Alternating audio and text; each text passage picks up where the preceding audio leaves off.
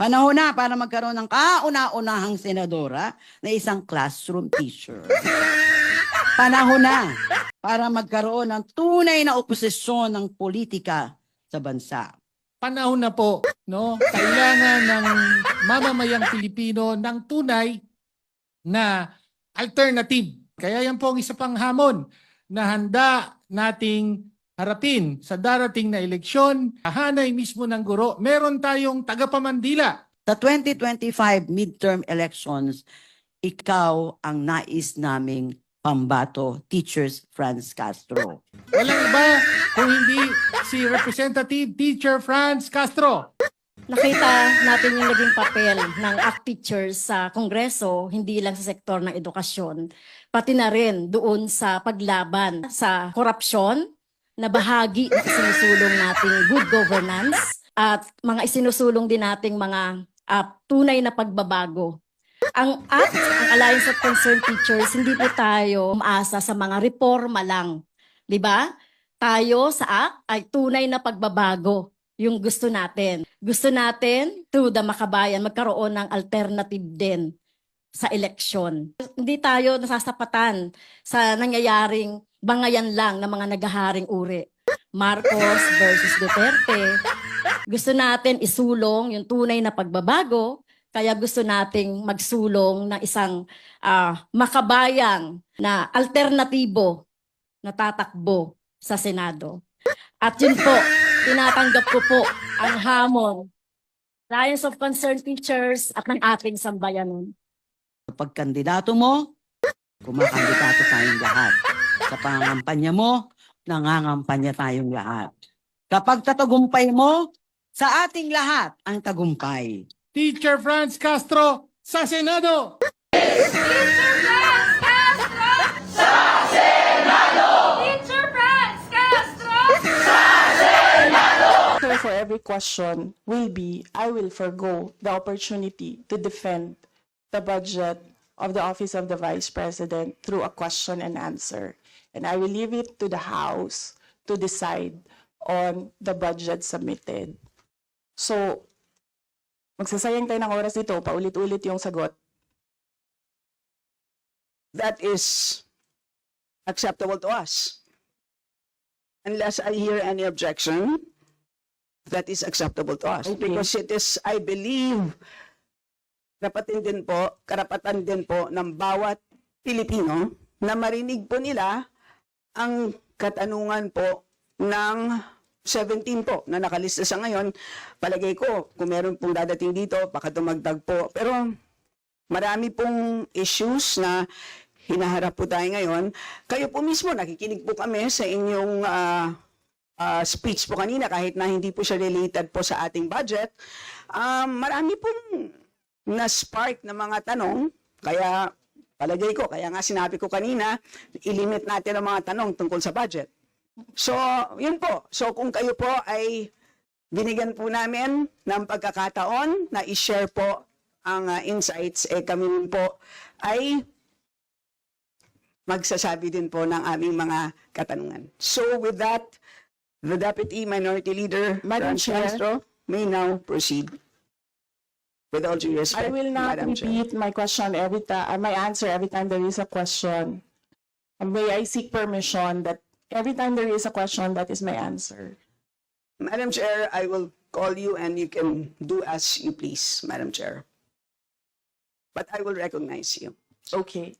And then, Madam Chair, may I be given the opportunity to explain why I will not and I will forgo the opportunity to defend the budget in a question and answer in the committee and leave it to the House of Representatives to decide on the budget submitted. Madam Chair, Madam point of Chair. order.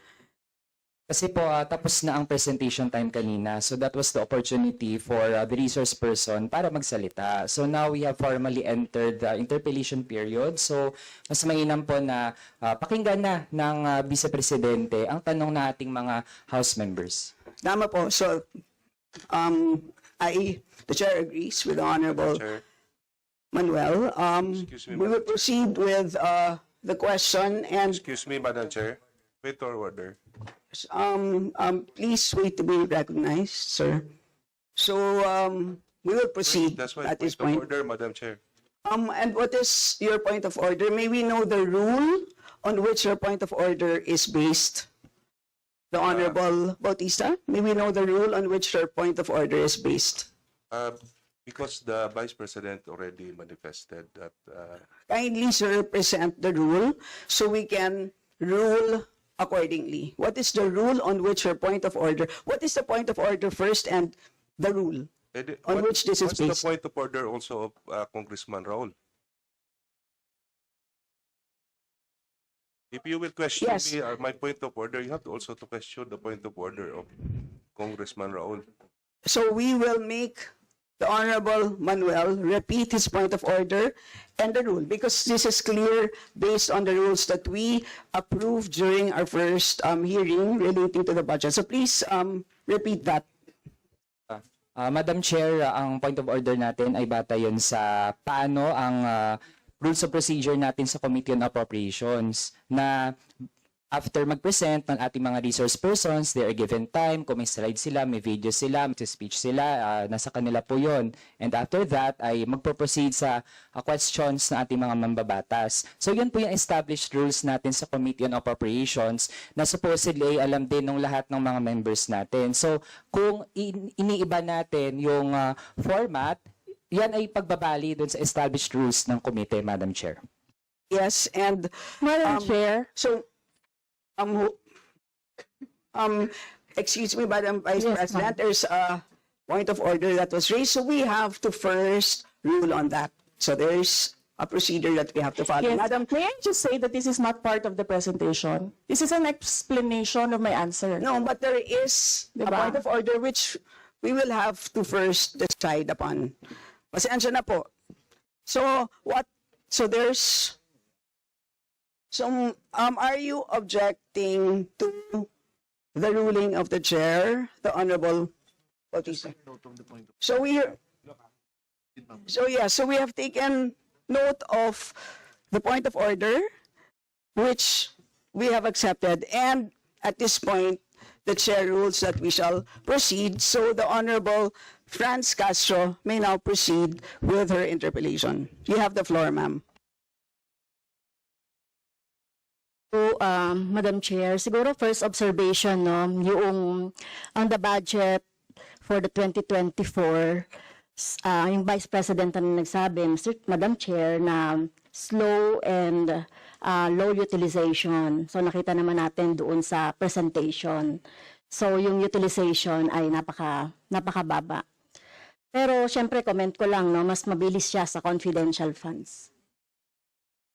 100% in 11 days. Madam Chair, So, Madam Chair, so according to the utilization of the confidential and intelligence funds submitted by the COA to us, no, so we have here surveillance and monitoring.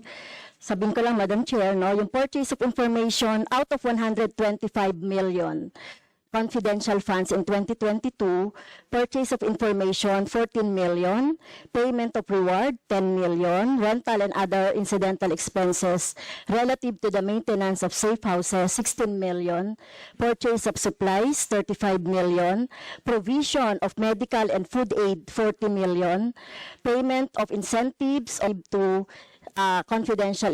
confidential operations is 10 million. So a total of 125 million conducted surveillance in 132 areas in 11 days. So 100% utilization. Madam Chair, I have also here a report about the notice of disallowance. According to the notice of disallowance, the COA disallowed 73,287,000 out of 125 million confidential funds used by the OVP in 2022. So this is 58.63% of the 125 million.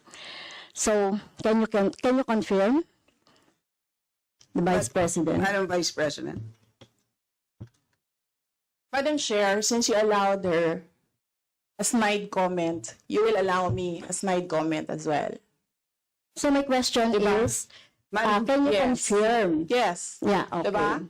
Okay. Yes, Madam Chair. So, may I, before you proceed, may I remind both our guests and our resource You should have reminded persons her to when she said the refrain line, diba? I called your from- attention, Madam Chair. You did not recognize me. So, ngayon, sasabihin ko na, if you allowed her that, you allowed me a snide comment as well. I don't recall hearing a snide comment, Madam Vice President. Ang snide comment, that's a matter of judgment. So please proceed with Secretariat, your... Please Madam proceed, Chair, I ma'am, would like the with your- Secretariat to repeat the first 3 lines of the well, comments. point of order, Madam Chair. Point of order, Madam Chair, kasi parang... So let's please proceed with the answer. Point of order, Madam Madam Chair, kasi parang siya yung nagpe-preside eh. Yes, that's why Kasi inuutusan mo Madam Vice yung President. secretariat natin sa Committee on Appropriation. Yes. Alam mo, Some ano, order, diba? please. So, Yes. okay, thank you, Madam Madam Vice Chair. President, please proceed with the response. There's a question. Please proceed with the response. Madam Chair, I do not understand bakit a person convicted of child abuse is still sitting in a seat. Point of Okay, order, Madam House of Chair, ito yung Representatives. sinasabi natin na dinadivert ang usapan sa ating budget hearing. Kung nagawa po niya yan sa Senado, Madam Chair, dapat hindi natin yan pahintulutan dito sa Kamara. You allowed her a snide comment and then you will not allow Please, me please wait a to be snide recognized. comment. Excuse me, our members and our guests. I warned please, you. Please wait Don't to go be into this rabbit hole. Please wait to be acknowledged before you speak. Okay, so at this point, Honorable Manuel. Yes, Madam Chair, again, it's another point of order kasi kapag may mga deliberation tayo, we should stick to the topic. Hindi pwede, Madam Chair, na dinadivert natin yung usapan para hindi natin sagutin yung tanong ng mga mambabatas natin. This is actually the best opportunity, formal proceedings, nakikita po ng publiko para malaman anong sagot ng Vice Presidente. So hindi po natin napapayagan ang ganong mga argumento na hindi naman tumutumbok dun sa topic natin. So, Madam Madam Vice Chair, President, there's I a will make this question. easy So for please- you. Please make Sige, ma'am. your responses direct to the point. Sige, ma'am. I will make this easy for you. What rules are we using for this budget hearing? We have our rules Yes, ma'am. adopted by the Committee on Appropriations. Right, okay. We searched for that rule. So we only found the general rules. So we have a copy of the rules for the budget hearings. Well, as far as I'm concerned, mas importante ang rules para sa amin. Kayo po, ang kailangan nyo lang marinig is yung acknowledgement for you to begin to speak. Yun lang po ang pinaka-importante para sa guests. Sa totoo lang po. Yes, ma'am. So, ang pinaka-importante, yes, you may proceed. At saka po yung adjournment. Yun lang po. Yung termination po. Yun ang pinaka-importante lang po.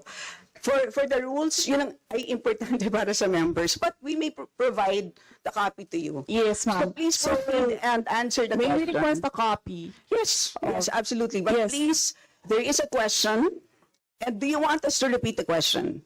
And we will not penalize you on the time. I don't You can repeat the facts from the notice of disallowance. I will need the repeat of Honorable the Franz. question. Yes, Honorable Franz Castro, you may repeat your question on the notice of disallowance, I believe. Yeah, tama, Madam Chair. So according to COA, the notice of disallowance is amounted to 73,287,000 out of 125. At ito po, Madam Chair, yung mga breakdown ng mga disallowed na mga na mga purchases. So reward payment of 10 million, payment of rewards, various goods, 34.857 million, payment of rewards, medicines, 24.93 million, tables, chairs, desk, computer, and printers, 3.5 million. So, ang question, Madam Chair, so yung letter A, B, and C, so nakita naman natin nandoon yung sa joint circular. How about yung ito, no? How about yung mga tables, chairs, desktop, computer, na umabot po ito sa 3.5 million. So, pwede bang maipaliwanag kung bakit ito pinurchase, Madam Chair? Madam Vice President. Madam Chair, I still request for the rules of the budget hearings. Okay, Vice President.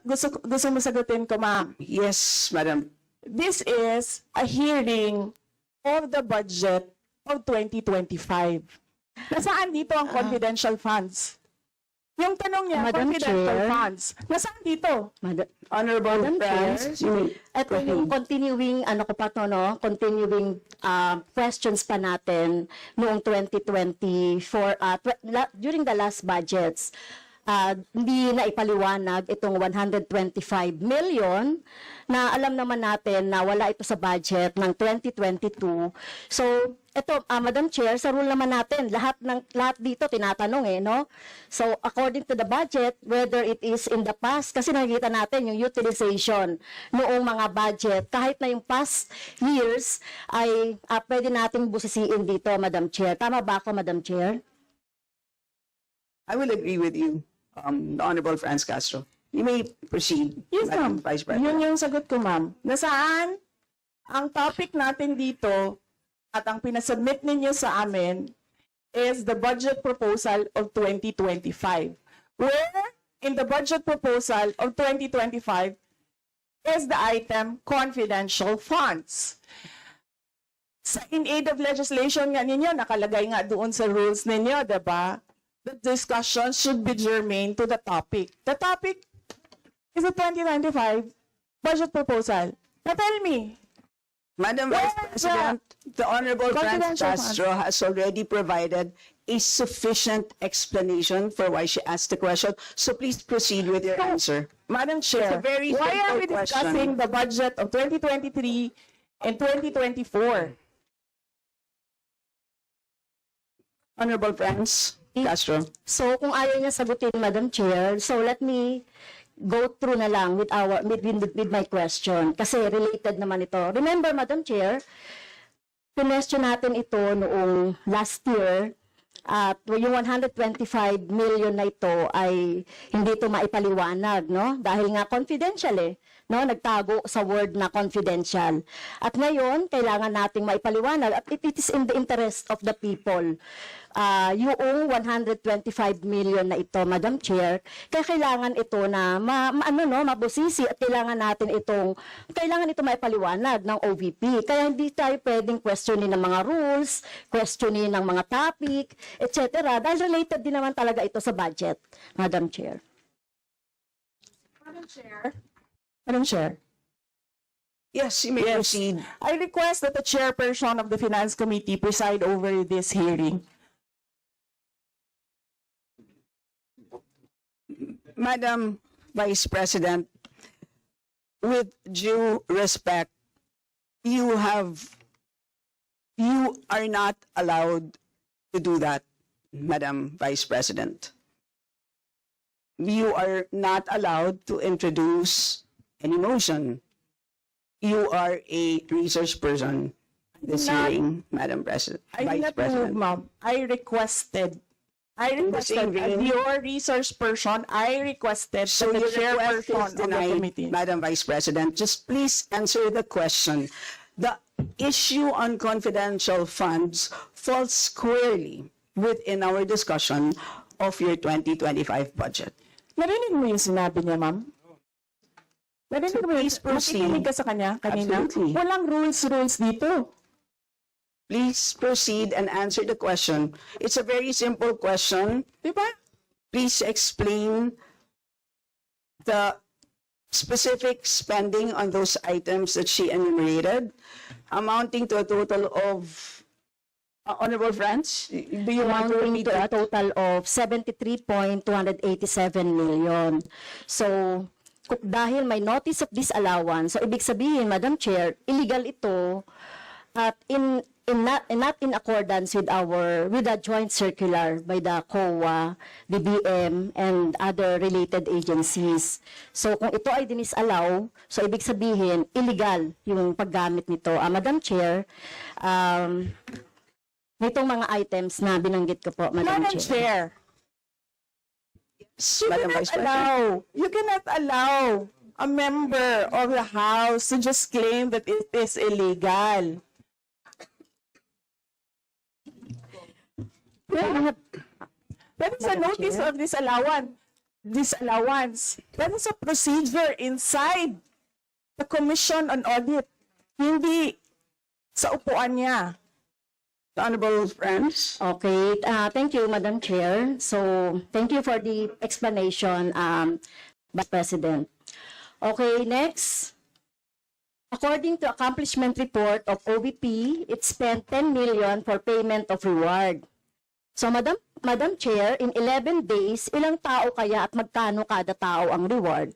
In fact, COA disallowed the whole amount spent by OVP for payment of reward. Hindi ba, Madam Chair, questionable ito? Madam Chair, the invitation letter that we received from the House of Representatives. Dear Vice President Duterte, the House Committee on Appropriations will hold briefings, hearings on the budget proposals of various departments, agencies, and corporations relative to the fiscal year 2025 National Expenditure Program as the basis of the fiscal year 2025 General Appropriations Bill. Nasaan?